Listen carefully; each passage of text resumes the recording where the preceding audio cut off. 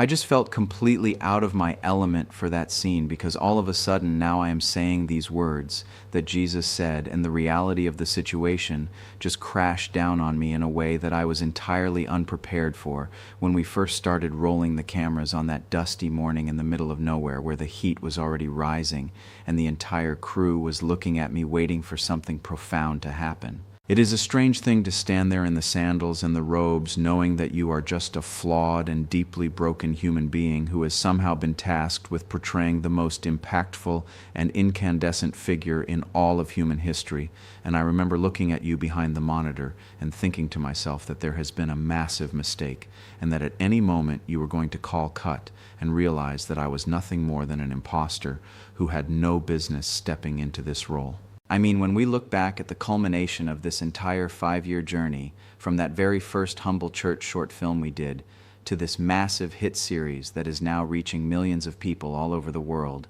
I am constantly overwhelmed by a deep and gut-wrenching sense of my own inadequacy because I know better than anyone else exactly how unworthy I truly am to carry this immense weight. You remember what it was like in the beginning when we were just trying to piece together these small vignettes and hoping that maybe a few people at a local screening would connect with the material, and we had no budget and no real resources, and I was just treating this like another gig where I would come in and do my job and go home, but then something shifted exponentially on the set, and the atmosphere began to transform into something so spiritually heavy that I could barely breathe. There was this one moment during a take one where the cameras were rolling and we were just doing a simple scene with the disciples and I was supposed to be delivering a line about grace and mercy, and suddenly my throat completely closed up and I just started weeping uncontrollably right there in front of everyone because the sheer heartbreak and the overwhelming joy of the gospel just hit me like a physical blow to the chest.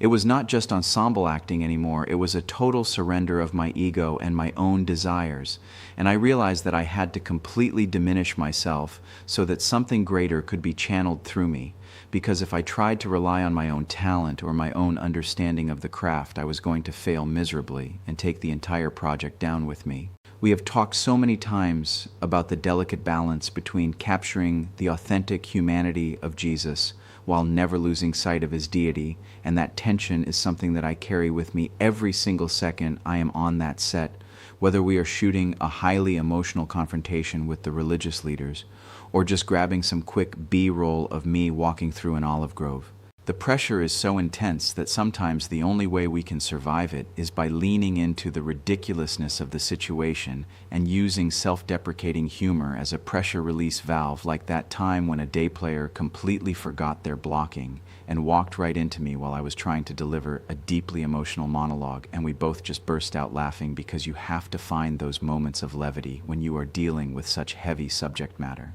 I cherish those inside jokes we have about the different character traits of the disciples and how we constantly tease each other behind the scenes because it humanizes the entire experience and reminds us that we are just a bunch of regular people trying to tell a story about a group of regular people who were called to do something extraordinary. But even amidst the laughter, there is always this looming shadow of what is to come, and I find myself experiencing this profound anticipatory grief over the crucifixion because I know that in the coming seasons we are going to have to walk down that dark and agonizing road, and the thought of having to physically and emotionally embody that level of suffering is genuinely terrifying to me. There are days when I look at the script and I just want to run away because the burden of this leadership and this divine calling feels entirely too heavy for my fragile shoulders. But then I am reminded of the incredible spiritual experiences we have shared on set and the personal testimonies of faith that have poured in from the cast and the crew and the audience.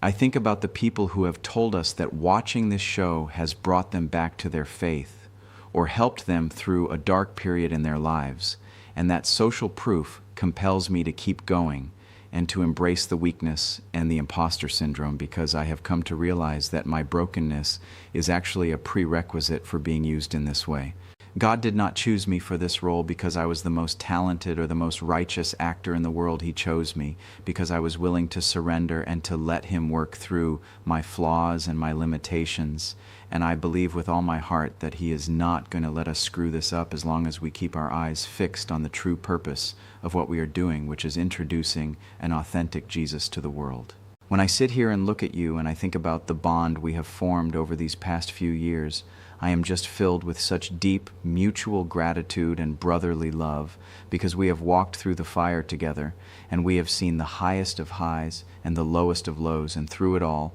we have remained committed to telling this story with the utmost reverence and respect. I remember the very first time we sat down to discuss the character, and you told me that you wanted to see a Jesus who smiled and who laughed and who felt the full spectrum of human emotion, and that completely changed the way I approached the role because it gave me the permission to bring my own humanity into the performance and to stop trying to play a distant, untouchable icon. It is in those quiet, intimate moments of direct eye contact and deep listening with the other actors that I feel the most connected to the spiritual reality of the scene, and there are times when I am looking into the eyes of someone playing Mary or Peter, and the fourth wall just completely shatters and we are no longer acting, but we are actually experiencing the raw emotional truth of the gospel in real time. The impact of those moments is something that I will carry with me for the rest of my life, and it is the reason why I am so deeply invested in this project, and why I am willing to endure the immense psychological and spiritual weight that comes with it. As we look ahead to the future of the series and the incredibly difficult scenes that we are going to have to film, I am finding comfort in the knowledge that I am not carrying this burden alone, and that we have built this beautiful, supportive family on set where we can be vulnerable and honest with each other about our fears and our insecurities. We are all just trying our best to honor this story and to create something that will resonate with people on a soul-deep level. And I know that there will be days when I feel like I am failing and when the weight of it all feels like it is going to crush me. But I also know that those are the moments when I just need to let go and trust that the work we are doing is bigger than any of us. It is a profound privilege to be part of something that has the potential to touch so many lives and to foster such deep spiritual connection. And I am just so incredibly grateful for the opportunity to walk this journey with you and to continue exploring the beautiful, heartbreaking, and ultimately redemptive story of a man who changed the world forever by simply being willing to surrender everything for the sake of love.